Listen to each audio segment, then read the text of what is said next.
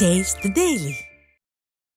தூத்துக்குடி மாவட்டம் ஒட்டப்பிடாரம் அருகே சூறாவளி காற்றுடன் பெய்த கனமழையால் மரங்கள் விழுந்து 3 வீடுகள் சேதமடைந்தன. நாரைக்கிணறு கிராமத்தில் காற்றுடன் பெய்த மழை காரணமாக அப்பகுதியில் சுமார் 10க்கும் மேற்பட்ட மின்கம்பங்கள் சாய்ந்து சேதமடைந்தன. அதேபோல் 10க்கும் மேற்பட்ட மரங்கள் வேரோடு சாய்ந்ததால் அப்பகுதியில் மின்சாரம் துண்டிக்கப்பட்டது. விடியா திமுக அரசின் மின்துறை ஊழியர்கள் அலட்சிய போக்குடன் செயல்பட்டதால் மின்சாரம் இன்றி அவதியடைந்ததாக மக்கள் குற்றம் சாட்டினர். நீலகிரி மாவட்டம் கூடலூர் நகராட்சிக்குட்பட்ட கோத்தர்வயல் பகுதியில் வளர்ப்பு நாயை சிறுத்தை கவ்விச் சென்ற சிசிடிவி காட்சி வெளியாகியுள்ளது. சைஜு என்பவரது வீட்டின் முன்பு நள்ளிரவில் படுத்திருந்த வளர்ப்பு நாயை சிறுத்தை ஒன்று கவ்விச் சென்றுள்ளது. ஏற்கனவே சிறுத்தை நடமாட்டம் குறித்து வனத்துறைக்கு கோரிக்கை வைத்தும் கண்டுகொள்ளவில்லை என புகார் கூறும் மக்கள் தற்போது வெளியான காட்சியால் அச்சமடைந்துள்ளனர். இதனால் வனப்பகுதியிலிருந்து வெளியே வரும் சிறுத்தையை பிடிக்க ஸ்டாலின் அரசின் வனத்துறை நடவடிக்கை எடுக்க வேண்டும் என பொதுமக்கள் கோரிக்கை விடுத்துள்ளனர்.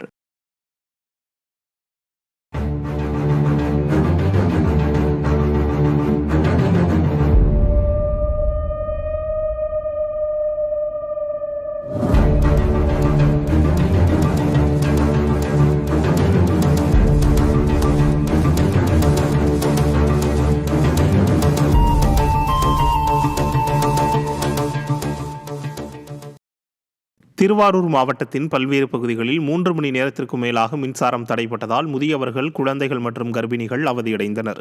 திருவாரூர், நன்னிலம் மற்றும் அதனை சுற்றியுள்ள பகுதிகளில் கடந்த வியாழக்கிழமை இரவு 8 மணியிலிருந்து சுமார் 3 மணி நேரத்திற்கும் மேலாக மின் விநியோகம் தடைப்பட்டது.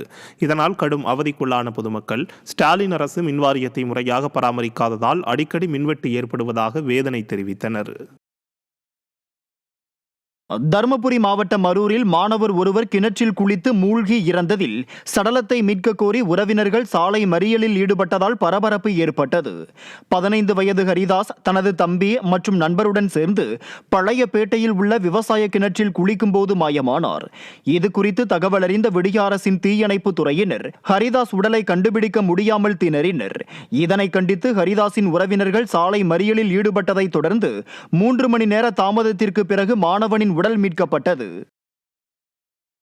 மதுரை திருமங்கலம் தற்காலிக பேருந்து நிலையம் சேரும் சகதியுமாக உள்ளதால் பயணிகள் கடும் அவதியடைந்து வருகின்றனர். திருமங்கலம் பேருந்து நிலையம் புனரமைக்கப்படுவதால் கடந்த 5ஆம் தேதி முதல் தெற்கு தெருவில் தற்காலிக பேருந்து நிலையம் அமைக்கப்பட்டது.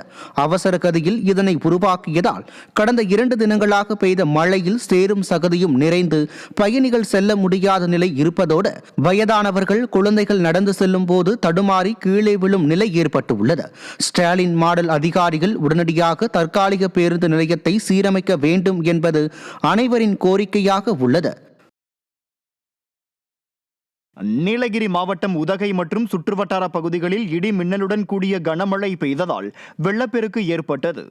உதகையில் காலை முதலே வெயில் வாட்டிய நிலையில் பிற்பகலில் உதகை மற்றும் சுற்றுவட்டார பகுதிகளான தொட்டபெட்டா, மத்திய பேருந்து நிலையம் மற்றும் தலைக்குந்தா உள்ளிட்ட பகுதிகளில் இடி மின்னலுடன் கூடிய கனமழை பெய்தது.